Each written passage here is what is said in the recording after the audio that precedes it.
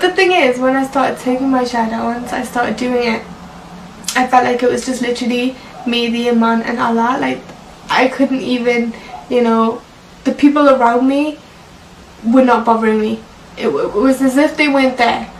And I was taking my shahada, and you know, I was fine. I can feel my eyes welling up, and I can feel my eyes welling up now as well. And it was as soon as the Imam said, "Mashallah, you are now Muslim," like, I'm literally gonna cry. I literally, oh my god, burst into tears. Like, I literally, like, it was happy tears, of course. I'm trying not to cry, but I did. I cried like a baby. All the sisters, you know, came and gave me hugs and stuff, and it was an emotional time, and I think I cried so much because I was just like, I finally. Assalamu alaikum everyone. Hello, I hope you're all well.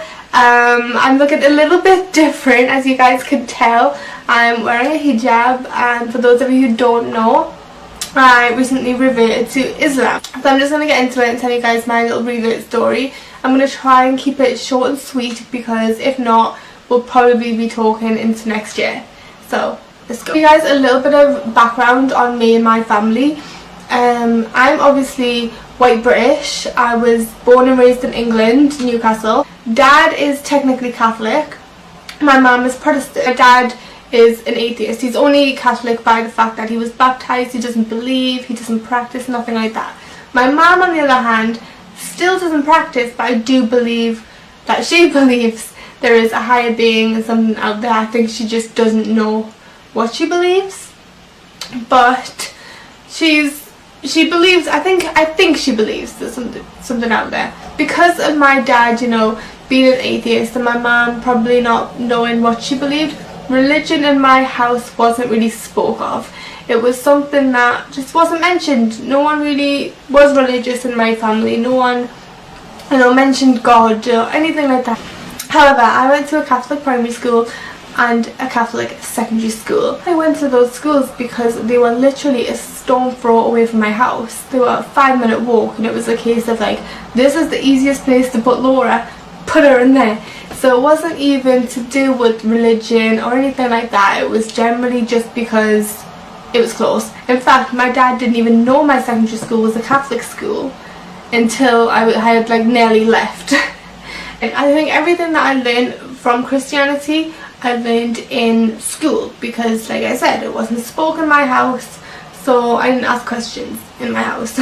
In primary school, you know, being a kid, you take everything in, you're a little sponge. I believed everything, you know, and because I lived, I don't want to say a sheltered life, but it kind of was when it came to religion.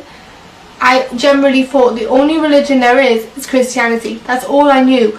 That was all I'd been taught, so of course I'm going to believe it. When I went to secondary school, although it was still a Catholic school, there was a lot more diversity. We had, you know, people of all different races and all different religions. That's when I met my first Muslim friends. Like, it was just like, what? Like, someone believes in something different? What the heck? Like, I didn't get it. So I didn't really, you know, ask a lot of questions and stuff, because I wasn't really, if I'm honest, interested in Islam. I was just like, okay, they believe something else, whatever. So at that point, all I thought was different is that they believed in Allah and we believed in God. Obviously now, you know, I know that it's one person, it's Allah, but at that point I kind of believed that they believed a different God. I don't know, it was just, you know, they were using a different name. I just assumed it was a different God. They believed something completely different to us. We had RA lessons in secondary school, but I'm going to be completely honest with you, we didn't learn jack. We would go in, they would stick on a film that had nothing to do with religion, by the way, and just be like, oh, get on with it. They had like the posters on the wall. It was predominantly Catholic, but they would have, you know, little tiny posters of every other religion on the wall, you know, Judaism, Islam, Buddhism, Hindi and stuff like that. So everything I had been taught in primary school, I believed.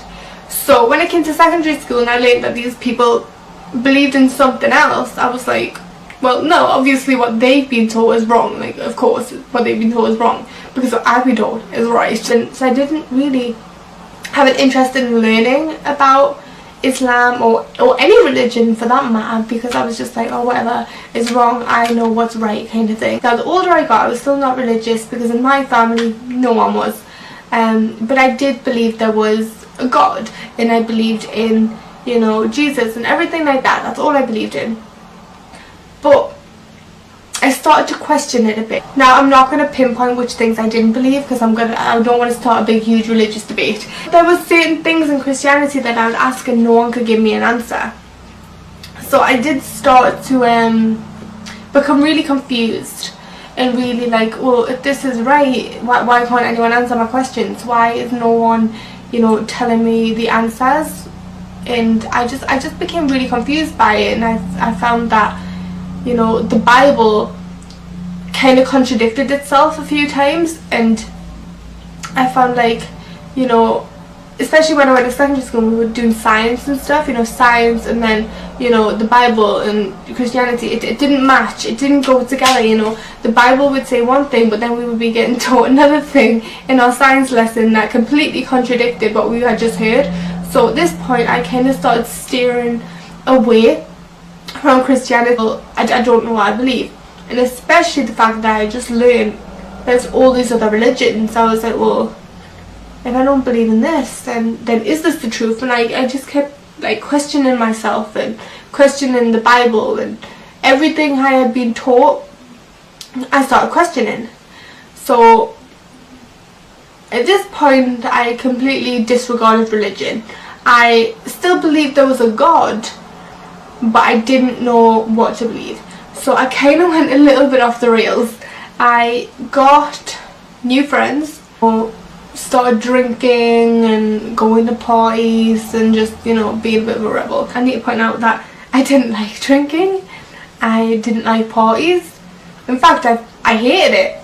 The taste of alcohol to me is absolutely disgusting. It's revolting. I don't know why I did it. Actually, I do know why I did it. I did it just to feel accepted and fit in. You know, all my friends were going out and getting drunk and doing all these things. You know, I felt like I was the weirdo that didn't want to do it.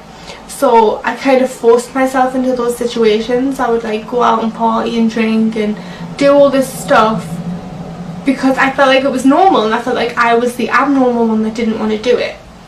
Because I did. I went out and I partied and I drank and I did all this stuff that I probably shouldn't have done, and looking back I'm like, why on earth did you do that, Laura? And then at one point of one day I was just like, I'm not doing this anymore, and I completely stopped drinking. I stopped going out, I stopped partying, because I was like, I'm not enjoying this. And you know, I kind of feel like, looking back now, I definitely feel like that was with the guidance and with the help of Allah. So I do thank Allah for taking me out of that situation and, you know, guiding me on the path, because I feel like that was my first, and it was so out of the blue. It was just like one day, I'm not drinking anymore, I'm not partying anymore. I made a lot of Muslim friends in my, you know, time. I obviously made Muslim friends in secondary school, and you know how it is, you know, people add you on Facebook, their friends add you on Facebook, and then came on Instagram and everyone started following each other. So I ended up with a lot of Muslims that I followed and they followed me. I became interested in Islam and what it was about, and you know, I just, from what I could see, it was beautiful. Now the real interest in Islam came for me in a form of negative media, because I've seen all this negativity online, you know, ISIS and just all this bad stuff, and you know, portraying themselves as Muslim and, you know, saying they represented Islam. And I was just like, you know, I was sat back like, what? Because I had all these Muslim friends, and I was thinking to myself, well, how can this possibly be true? Like, I have all these Muslim friends, they are the nicest people I've ever met, they wouldn't hurt a fly, you know. They're shouting all online like, oh, you know, kill everyone that isn't a Muslim. And I was like, but I'm friends with all these Muslims and I'm not a Muslim, and they're not trying to kill me, they've welcomed me with open arms. Like what's this all about? So that sparked an initial interest, to research and learn about Islam. So, you know, I had a woman that used to come into work a lot, She was a customer that came into where I worked, and you know, I told her that I was interested in Islam, learning about Islam. She actually, the next time I told her this, she came in with a little book which was the basic principles of Islam, and she bought me a little Quran. Bet to learn about Islam was going to be to read the Quran. That's what I did. I read the Quran, and I was pleasantly surprised, you know. I was blown away, because like I said, going back to primary school, you know, religion and science didn't add up. I found in the Quran it did, you know. Something that I would have asked, you know, in something that I would have asked in school regarding, you know, religion and science that they couldn't answer, the Quran answered. And at this point I was like, this makes more sense. This makes more sense to me. This is something that I actually am starting to believe. So I kept learning about it, and I kept, you know, reading up on it. A lot of my friends obviously every year took part in Ramadan. I found really interesting. I told myself I'm going to take part in Ramadan this year, because I had started to believe it, you know. Obviously I couldn't pray and stuff like that, but I wanted to fast. So I started fasting during Ramadan. You know, it was hard at first, but with the help of Allah and with the guidance of Allah, I'd done it, alhamdulillah. So I was happy about that. Now during Ramadan, I just knew, like, Islam is for me, and I'm kind of emotional. So I just knew that Islam was for me and that I wanted to be a Muslim. Now I did not keep this a secret from my family at all. My family were fully aware that I was fasting. They were fully aware that I now wanted to revert, and they were fully behind me. Alhamdulillah. They are the most supportive family of all, and you know, I thank Allah for putting me in this family, this, you know, open-minded, amazing family that are so accepting. So during Ramadan I met an amazing woman. She's actually became one of my really close friends now, if not like one of my best friends. And she was like, my mom wants to know if you'd like to come to my house for Eid.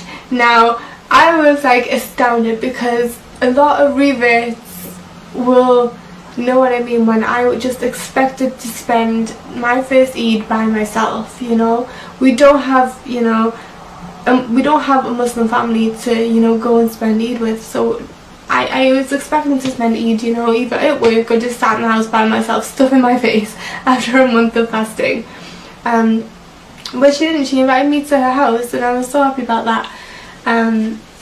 And you know, I was so grateful, and I love her family so much, because they are so accepting, and they're just, oh, they have my heart. I love them so much. I thank Allah for putting them in my life, because they're amazing. Because I had now decided, like, I definitely want to revert, I messaged a local mosque, and I was like, do you guys have any classes for reverts, you know, to teach them how to do things? And they put me in touch with another place that was for reverts and helped Muslim reverts. So, you know, I messaged them and I told them, you know, I haven't actually reverted yet, but could you help me to do any classes? And the first thing that they asked me was why I was delaying my Shahada. Now, I didn't have an answer for that. I kind of felt like I wasn't good enough because I couldn't pray, I wasn't perfect, and you know, I did things wrong. And now looking back, I'm like, Laura, you're so stupid. But so I told them, you know, that this is why. And they messaged me and they're just like, but sister, you know, you're already fasting, which is the third pillar of Islam. Your first pillar of Islam is taking your Shahada. So I was like, well, they've kind of got a point here. I was just like, but how can I be a Muslim? I don't know how to pray. I'm not good enough. And they were like, you know, your sins are wiped as soon as you take your Shahada. You know, we will mentor you. You know, no Muslim knows exactly how to do their 5 prayers a day as soon as they're born. Like, it's something that comes in the process. You learn about it. So I was like, yeah, why am I delaying my Shahada? Why don't I just do it? You know, I don't know if I'm going to live till the end of today. I don't know if, you know, when Allah's gonna take me, I don't know. So I was like, okay, I'm gonna do this. Now they sent me, what am I doing? I'm trying to find the, oh, there it is. I messaged my friend, the one that had invited me to their house for Eid and iftar and stuff, and I was like, what are you doing tomorrow? I really want to take my shahada, like please, like help me. And then she was just like, what, like so soon? Because it had literally went from the end of next year to the end of the month to like tomorrow. And she was like, yes, I'm free tomorrow. So I went to her house the next day to get all ready, you know, to go take my shahada at the mosque. And I was so nervous. I was excited, but I was nervous, and I was just like, oh my god, like I'm actually doing this. So we went to the mosque that was near her house. Like there was shoes there and stuff, but we couldn't see anyone in the mosque, so we were just stood there like, where is everyone? Like what's going on? But anyways, a guy eventually came downstairs, so we were like, assalamu alaikum, like is the imam in? And the imam was actually in a class. So they were like, oh, you can go upstairs and sit with the sisters. So we were like, oh, okay. Didn't realise that we were going to get put in the class. We just thought, oh, we could just go and like chill with the sisters. No, we all had to sit in this Quran class, and then they were learning, you know, Arabic and stuff like that. And I was just like, you know, you feel like all eyes on you.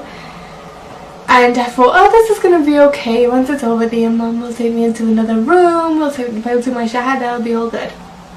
Now at the end of the class, the imam was like, we have a sister here that's now going to take a shahada. And at this point I was like, oh my god, he's going to make me do this in front of the whole class. Oh my god.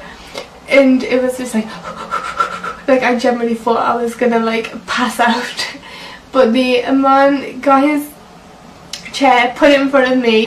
He was just like, assalamu alaikum. At this point I didn't know how to say this, so I was just like, hi. And he was just like, are you okay? And I was just like I was so nervous. My place, I found my family, I feel so at home, and I cried. After I took my shahada, I just went back to my friend's house and we just had iftar at her house and stuff. So yeah, I took my shahada and I officially reverted to Islam on the 22nd of June 2016 during Ramadan, and I've never been happier. You know, I cannot thank my friend and her family enough. I cannot thank my other friends enough. I cannot thank my family enough, and I cannot thank you enough, because I have received so many supportive messages, you know, comments. It's just unbelievable how much support I've received during this. Alhamdulillah, that, you know, I'm lost for words. And most importantly, you know, thank Allah for bringing me on this journey, for, you know, inviting me to Islam. You guys are now part of this beautiful journey with me, and I just cannot wait to, you know, learn more and experience more. So far it's been, you know, nothing but joyful, and, you know, it's came with ease, alhamdulillah. And I just cannot wait to continue this and, you know, continue my new life with this religion and meet so many new people. And I'm just thankful for that, and I'm just gonna keep saying thank you every day. So yeah, the 22nd of June 2016 is definitely gonna be a fixed memory for me. It's gonna be a day I never forget, alhamdulillah. And yeah, so I just want to thank you guys again for watching, and I hope I didn't bore you too much. So yeah, and until next time, I'll speak to you guys later.